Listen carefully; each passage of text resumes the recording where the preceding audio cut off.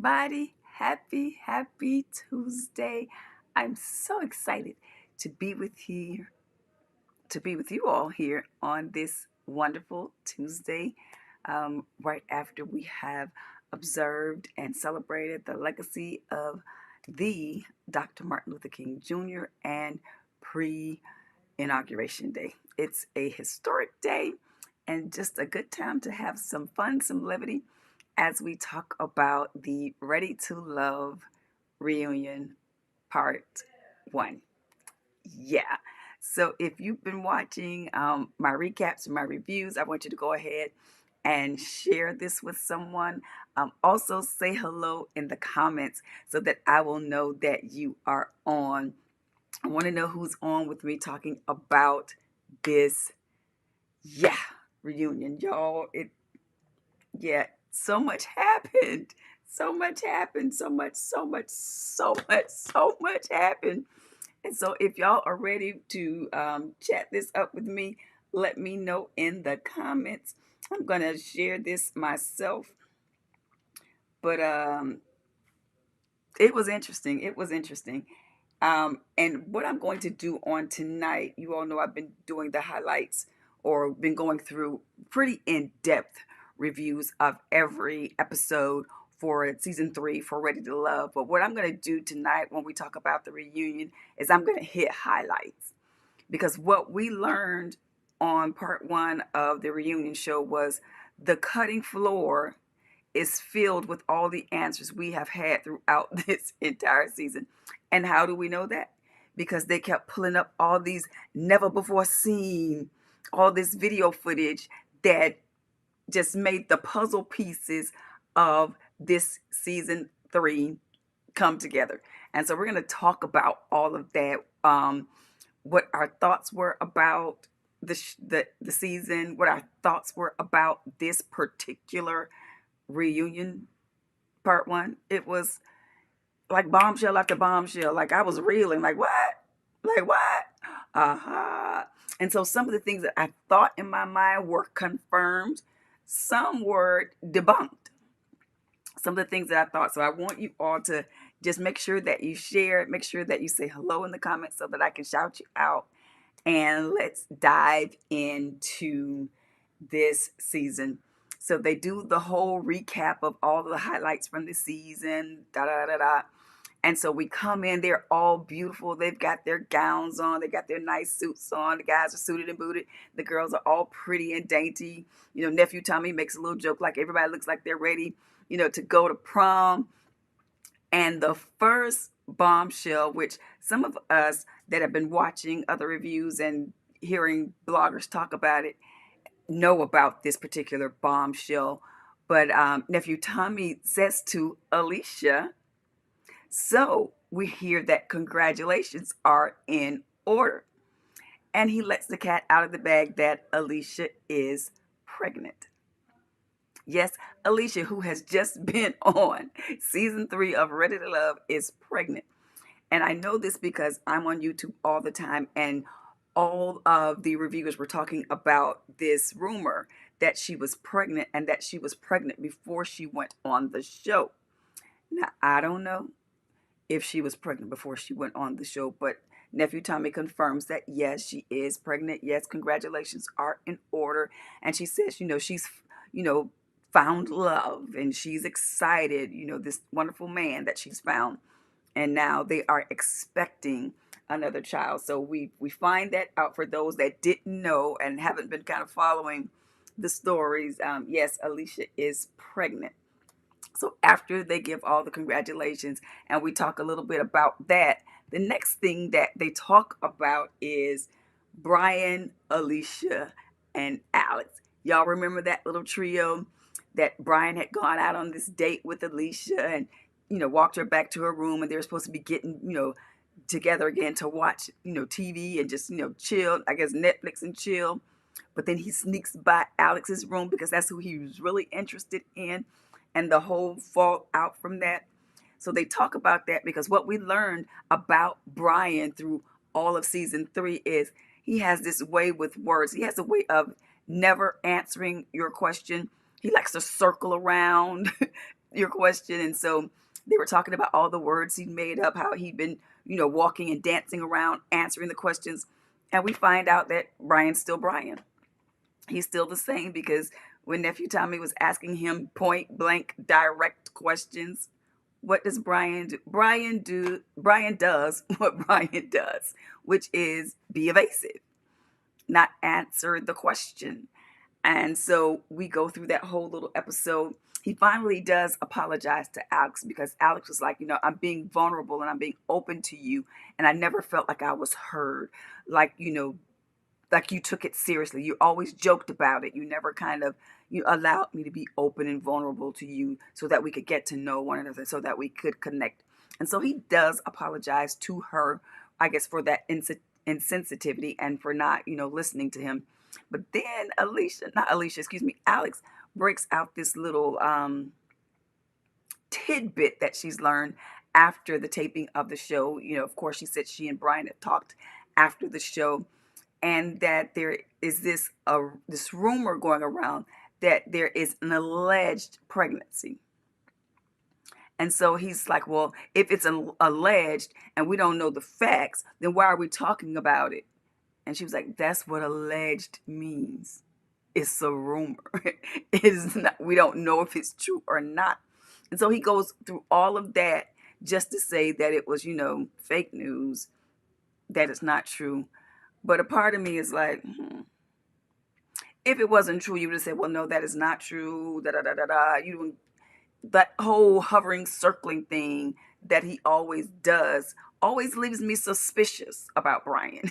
So y'all let me know in the comments how you all feel about that. Do you feel like Brian is kind of like evasive on purpose because he doesn't want to answer questions? That's the kind of the vibe I get. Like, I'm not going to answer questions, so I'm just going to keep circling around this mountain. I'm going to actually make up some words. I'm going to throw out some big words, hoping that you might not know what they mean, so that I don't have to answer this straightforward question. That seems to be the temperature that Brian puts out. Now, that's just me. I could be wrong, but y'all let me know in the comments how you all feel about that. So that's that little triangle. We had triangles, we had quadrangles, we had just all the geometry shapes in this particular season. So we're dropping down to Simone, Joy, and Winter. Simone, Joy, and Winter. And they talk about that, incident that has become famous for us, and we like to talk about it when Simone sees Jay going into Winter's room. It's after they've come from the pool. Jay doesn't have her shirt, and Winter wants to talk. And so Simone sees it, and of course, we remember what she does. She goes, and when Jay and Joy are seated talking, she brings it up. Like, hey, I saw you go into Winter's room half naked. So we all know they all like Jay. And so some people thought that was really messy that she did it that way. However, what we did, and I talked earlier about all of our answers are on the cutting floor of all this video footage that they didn't add in the show. What we didn't see was when they had the confrontation with Joy, Winter, and Simone was Winter's breakdown. We see the breakdown that Simone has, and it always kind of felt disingenuous when I first saw it until we saw the missing footage. That before Simone's breakdown, Winter breaks down, and I think she's feeling embarrassed. I think she's feeling like her business has been put out, and she's been now being seen in a bad light because now it's she has Jay coming into her room, and what are people thinking? So she breaks down. She has to take a moment. She has to leave, and who is there to find her but Jay and console her after she's breaking down? But she won't even accept consolation from Jay. She just needs a moment. And so that's something that we didn't see that would have made that whole scene make a lot more sense during the season, because during the season Simone looked really, really disingenuous when she was like, I was feeling insecure and oh my gosh, whatever. And so that seemed so fake when we saw it during the season. And it would have made a lot more sense had we seen Winter and her breakdown. And we saw that in context with what really happened during that particular interaction. And so that leads to a lesson. When you see somebody's story playing out, know that you only see a part of the story. You don't have all of the facts. And so when making judgments about people, hey, Marie, thanks so much for joining.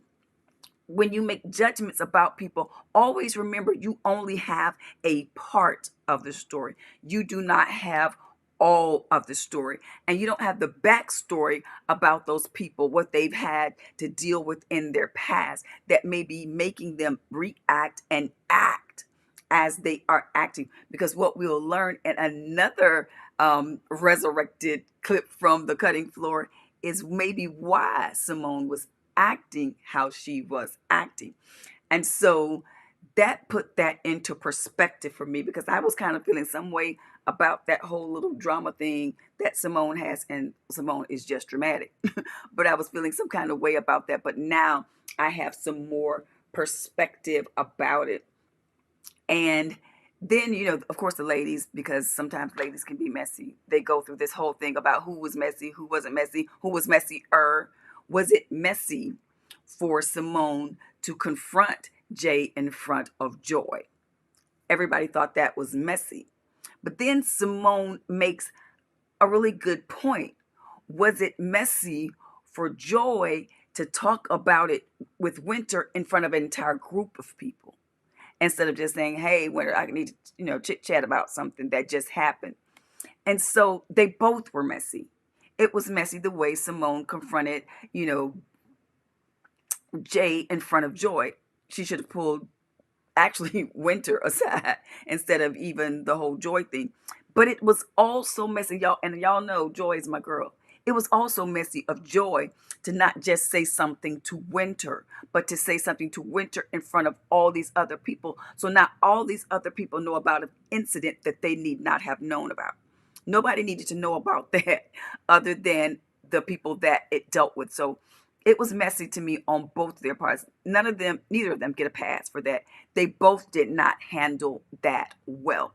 Lesson number 2, when you have a conflict with someone, go to the person you are in conflict with and not with everybody else. You don't need everybody's thoughts, ideas, and opinions about a conflict or an issue you're having with one person, with one individual. Just like Simone should have gone to Jay. Hey, I saw you go in Winter's room. What's up with that? Y'all got something? Let me know.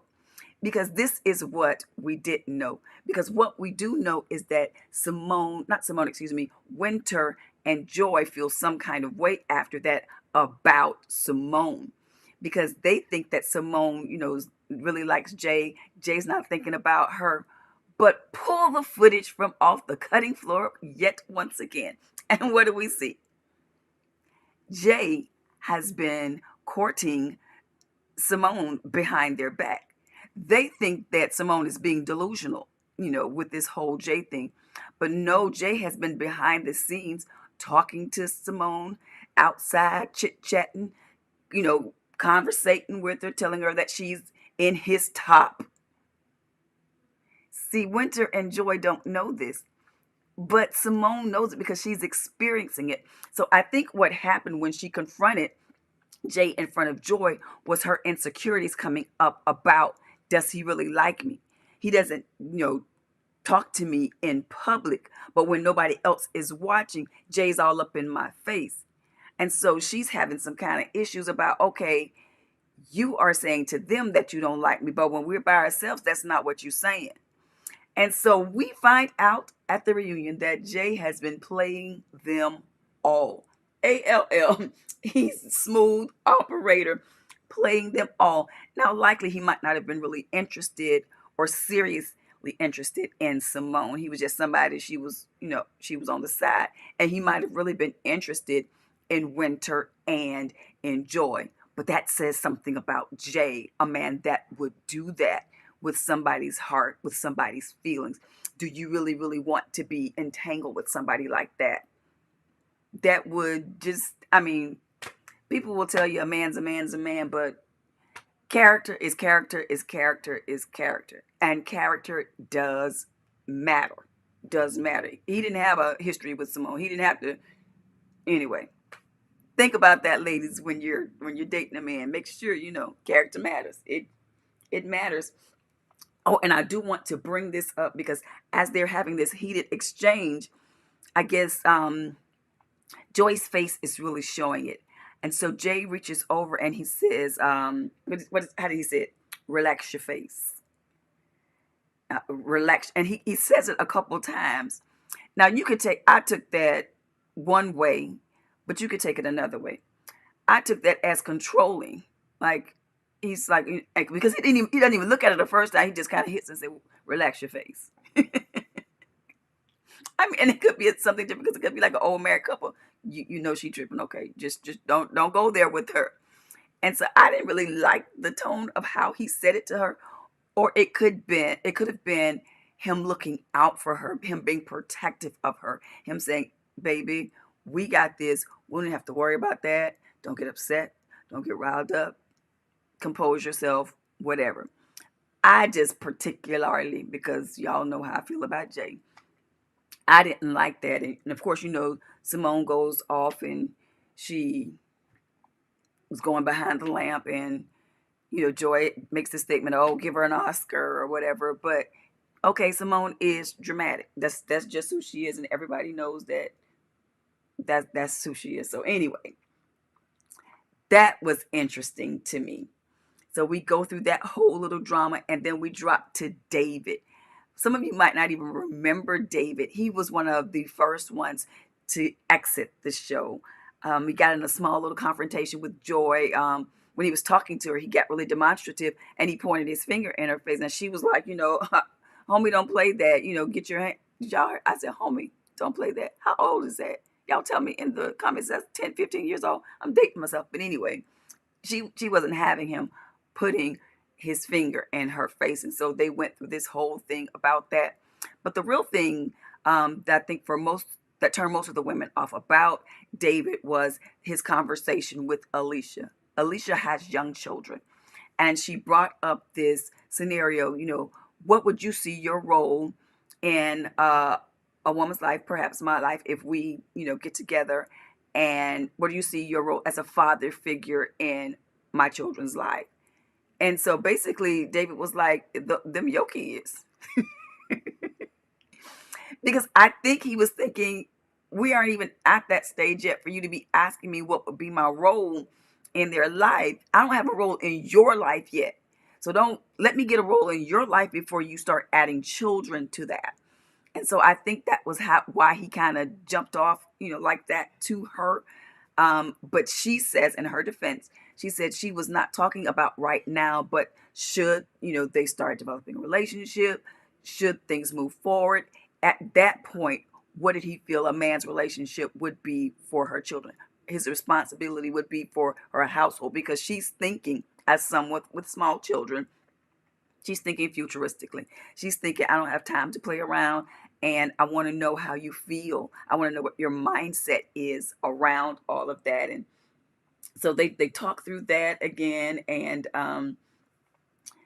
he apologized, and she said, well, and because everything is cool now, he's come to my house.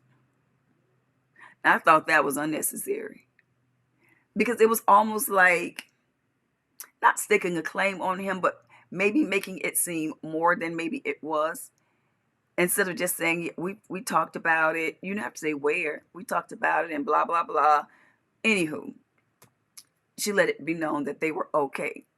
But anyway, he still ain't interested in her, because we learned on the show that he and Alex have gone out on just some friendly dates, just as friends. But he is, saints, say he is interested in her.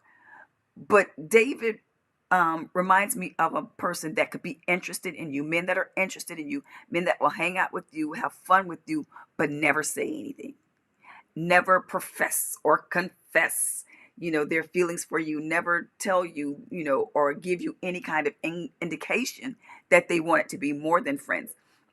Because even when they said that, Alex was like, well, yeah, we're just friends, we've gone out as friends. And so nephew Tommy had to kind of even, gently push, David, and say, hey, friends and you interest. They're two different things. Are you interested? And so he had to just push David to just say, yeah, I am interested. I'd like for it to be more, and Joy's like, all right, that's that connection we were talking about. Make the connection. She's right here. Don't waste this moment. Lesson number 3, don't waste precious time. If you are interested in someone, let them know. It is up to them to either tell you whether they reciprocate that interest or that they're not feeling you like that. But if you never let them know, then, you have nobody to blame but yourself. And so, of course, we know David goes ahead and say, hey, yeah, I am interested in you. I would really like to, go out. How do you feel about that? And so she was like, yes, I'd love to go out on a date with you. And so that whole little thing, that could be the start of something, because that seemed genuine. Not like anything we saw in the season. That seemed genuine. The rest of the season seemed, anyway, y'all have heard me rant and rave about that. But that seemed like genuine interest that they both have in one another. And I could see them, if not having a romantic relationship, I could really see the two of them being great friends, because this is what I believe. I believe David is a really good guy. I think David was really misunderstood on the show. He was eliminated way too early, and he was eliminated by Mean Denise, who, to me, that was the worst elimination. She was very, very harsh when she eliminated him. And so I believe he's a really good guy, and I believe he'll be a really, really good connection and partner with someone. So I was glad to see, and y'all know that I love Alex, so I was glad to see that thing happen. Anthony and Winter. Y'all, I told y'all about Anthony and Winter. This is me again. I never saw anything with that. I never thought he was interested in her that way. I never thought she was interested in him that way. I think that the season was just rolling up and they were just available. They were left there and they were like, well, here it is. It's you and me. So I never thought that that would work. So we hear that they had basically stopped talking because it appears that Anthony gets very passionate when he's discussing things. Read passionate as maybe he has some anger issues. That's what I said. That was not said in the show that he had anger issues. It says he became very passionate when they were talking about a subject and his voice level was raised, and she was uncomfortable because she don't do that. And so she cut off ties like, yeah, I don't allow people to talk to me like that. He said it was at this level, and she was like, lies you tell. It was not at that level. It was louder than that. And Winter does not do that. So they had totally cut off communication. We find out that they were talking, or the heated discussion was about money. And you all know that money is one of the biggest things that causes divorce. And so talk about money, because it'll let you know where a person is, especially if you are dating or courting to marry. You want to talk about money because, yeah, this is it's an indication. But so anyway, but they had totally stopped communication. Then we find out that they run into each other again in Houston, and they were talking again, and they think it's going better this time. Winter says she's listening more, just to get, hear his feelings. I still don't think it's going like not anywhere because, yeah, nope. They don't like each other. And that's my feelings. Yeah, they're going to be real good friends, but that is going to be it. And then Tommy talks about what he calls the love square. I've heard of a love triangle, never a love square. But that's what we had most of the season, was this love square between Winter, Jay, Joy, and Edwin. And it was interesting. It was very, very, very interesting. Winter and Jay. I'm going to break it up like this, y'all. Winter and Jay. I always thought that Jay liked none of them like that, but I always thought he liked, out of all of them that were there, he liked Joy the most, because that's who it seemed like he liked the most. But here comes this hallelujah footage off the cutting floor again. And we see the footage of Winter and Jay's communication. How often they communicated. How often Winter was seen from those cameras in the ceilings going into Jay's room. Okay, y'all, here's my issue. She was always going to Jay's room. I didn't see one time on that lost, footage, the footage from the sea of forgetfulness. I never saw him going to her room. Now maybe they just didn't show us. Maybe he did, but it was always him walking down to his room. Then she comes after. It was never, and y'all correct me if I'm wrong. I never saw the two of them going to his room. I saw him going to his room, then her going later, and then her coming out. Then him going to his room, her going after, and then her coming out. I never saw it going the other way. So for me, I'm thinking, I might like you, but I'm not going to chase you. I am not going to be the one that is doing all of the aggressive going after. If you like me, my room number 754321. Find it. My phone number is whatever. Call it. I'm not gonna be traipsing up back and forth to your room all the time in the morning. They were like, and they had the timestamp. They were burning the midnight oil. Hear me? So now you see what we didn't see on camera. We saw most of the interaction with Joy and Jay. We didn't see a whole lot with Winter and Jay, but it was some goings on. And here's one of the comments that Winter made, and I'm looking at my notes. That's why I'm looking over here. Winter makes this comment. She said, "We had a great time, didn't we?" And did y'all see the crickets when Jay didn't respond to that? Because he's sitting beside Joy. He can't respond to that. We had a great time, didn't we? He would get in trouble if he responds to that. So he has to pretend or feign innocence. What is she talking about? Feign ignorance. Oh my gosh. What is she talking about? Okay. This might not be accurate, but it's how I feel about it. Winter wasn't going there all times in the morning for tea and crumpets. I'm just going to leave that right there. Anyway, when he doesn't respond, he's evasive because she said, well, okay, he's evasive. He's trying to explain all these goings on while Joy is right here. And while he's trying to explain these goings and comings, I love Joy. She says, I want to hear from Winter. See, ladies, lesson number 4. A man will always try to walk himself out of the hole that you have with your own eyes witness him being in. And sometimes we get mad at the woman instead of trying to understand what really happened. And so I loved how she just pumped his brakes and said, no. Let's see what Winter has to say. Because everything ain't a lie. She has just seen with her own eyes that the interaction that he had with Winter was more than he was telling her. See, that's a whole nother show. But anyway, and here's the thing.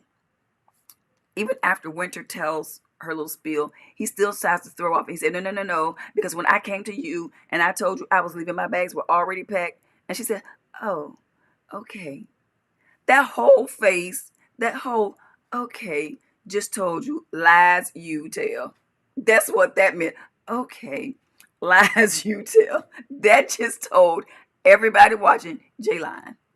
That is not how that happened. That is not how that went down. But Winter is not going to say. She's going to let Joy draw her own conclusions, have a conversation with him, and y'all decide. Y'all figure that out. I have seen myself, and she even mentions how when I'm watching this back, I see how I spent too much time. I gave him too much opportunity, too many times. I should have pulled out long before then. So she's probably looking at that from a fool, what was you doing? Why did you waste your time like that? He is clearly, you have clearly been the aggressor in this situation. And if it was as reciprocal, you wouldn't have been the only aggressor. He would have been reciprocating some of that, but you seem to be the only aggressor in this situation. That's just my take. Y'all tell me if y'all think I'm wrong in the comments. Running down this list. Let's keep going. So now we get to a little somber point in the reunion where Tommy addresses Joy and her sister's passing, which was really devastating. And it was that episode of the show, I think, probably had everyone in tears. And of course, she's still dealing with the grief of that. And so he's talking about that and asking her how she was doing. And she talks about how Jay was really, really there for her, how he flew up for her sister's funeral, for her service, and how that was really big for her because it showed how much he cared. And now Jay does get redeeming points there for how he handled that, being there for her. I still don't trust him as far as I can see him, but he gets brownie points for really, really stepping up because he did. Stepping up when she needed him. And so you know that he cares for her on some level. I don't know how much, but he cares for her on some level just by him, going there. And then, they talk about the whole Edwin thing. And, Edwin talks about how, he had such a connection with Joy, and when her sister passed, how he felt her pain and how he couldn't see himself going on. Now, y'all have heard me always say, I think Edwin is just such a cool dude. And when he gets healed and whole, he's going to make somebody a great husband. He just needs to get healed and whole first. But I just think he is just a really good dude. And even Joy talked about how she never wondered how Edwin felt about her. She knew Edwin liked her. And she even said something to Jay, you can up your game with that. Because I guess she was always kind of wondering about Jay, but I think that's just what Jay does. Jay is kind of like, he's like a Brian, but just quiet with it. See, Brian's loud and evasive and a player. He just gonna just be all out and about. Jay's gonna be silent with this. He's just gonna be cool and sit in the cut and run game. But anyway, and then this was the bombshell of the show, y'all. I'm at the bottom. The bombshell of the show. Y'all remember when they had that? Tommy brought everybody in to tell them about Joy's sister's passing, and Denise goes. I don't even have words for what she did. Denise, says, and we didn't see this footage. This is other tales from the crypt, footage from the crypt that comes up where Denise is addressing the group and said, Joy wanted me to give you all this message. And then she starts addressing all of the people, and Joy wants me to let you know. Joy wants me to let you know. And as you are watching the reunion, they have a split screen of Joy looking like, what? Huh? I want what? I said what? Tell me again what I said. Wait a minute. And so we find out. Okay, and actually we don't find out right then. But after they talk about that, everybody tells, Winter's like, oh, I wish I could have been there for you more. All the ladies are, giving their condolences and blah, blah, blah. And then this girl got nerve. Denise says, because we all loved and supported you. She said, I appreciate, and here's Joy. She's so cool. I appreciate that. But that little message that you gave, I did not put that together. I did not say that. She said, when would I have had time to, put together that? And all of the cast members' faces are like, what? Even Nephew Tommy was like, wait, hold up. Please don't tell me you lied about that. That everything you said, Joy told you to tell everyone was a LIE. You lied about that. What would make someone do that? And when I said she was going, y'all saw it, she was going from person to person, and she wants you all to know, and she believes, just be who you are. And she really believes that you'll find love. And to find out she didn't say none of that. That Joy and Denise hadn't had this little chit chat before she left to go home to be with her family. That Denise sat there and made all that up. But she wanted Joy to have a voice in the show, even in her absence. Really? Like, for real? That tells you that all of the therapy that they told Edwin he needs, Denise needs more. Because you need therapy. Something is wrong with thee to do that. That is not even, because they called it self-centered. That is not even self-centered. Something else is wrong with you for you to do that. They were being really nice, about, I don't think she meant wrong. How could she mean right? I don't think she meant any harm, but how could she mean good to lie on somebody? That was what was it? Self-aggrandizement. I said that all wrong, but y'all know what I mean. That was a moment that you put yourself in the spotlight, that during somebody else's grief, that you insert yourself as some kind of sage, some kind of whatever, where it was not even necessary. It was not even, it was so unwarranted. It was so uncalled for. It was wrong on so many levels. And the entire cast, even after the show, they're talking about what made her do that. And even, you had, was it Rashid and Adriana talking about, that's narcissistic. That right there, that is a definition of narcissism to do that. So that was beyond it. And of course, Tommy left us with the question asking Joy and Jay, so where are you all in your relationship? And as they begin to answer, he was like, wait. That's going to be on part 2 of the reunion show. Now, I'm going to do a spoiler alert, which is my spoiler alert. I have not seen part 2. I don't believe they're nowhere.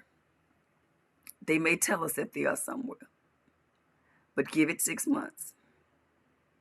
I just don't believe it. Like I said, I reserve the right to be wrong. I could be wrong because all of this footage that we saw on last week, I am sure there is mounds of footage that we still didn't see that will change our minds about a lot of the stuff that we saw, or a lot of the opinions that we have, a lot of the assumptions that we're making off of the small information that we are seeing.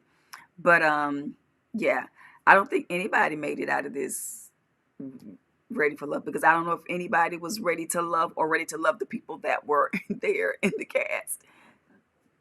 Excuse me. So we'll just see this coming Friday if they're still together, if Calfani and Adriana, if they are together. They had them on the couch and they looked like maybe not, and that could just be great editing to make us watch it. But I don't think any of them made it. So y'all let me know in the comments. Do y'all think anybody made it? Do you think any of the connections will last? They haven't been really successful so far, but we'll see. So y'all, that wraps it up for me. I have had just a blast going through this season with y'all. This is my first time reviewing and recapping a season. I have been looking at my sister loves this show, Married at First Sight, and the first African American Bachelor. And I'm thinking, man, maybe I should do a review of those. I'm not sure. And of course, I'm late because I think we're 2 episodes in on both of those shows. But y'all let me know if that's something you all like us to kind of watch together and chop up and chat up those 2 episodes. So let me know that in the comments so I'll know going forward if you like these reviews and recaps and us chatting about those. Let me know that in the comments. Also, I just uploaded a video to my YouTube channel. It has the 5 top profitable industries, businesses that you can work from home. So check that video out. It's gonna bless your life. And until Saturday when I drop a new video, I hope you all have a great week, and be praying for the USA. Be praying for the world. We definitely need it. I love you all, and I look to see you in the next video. Good night.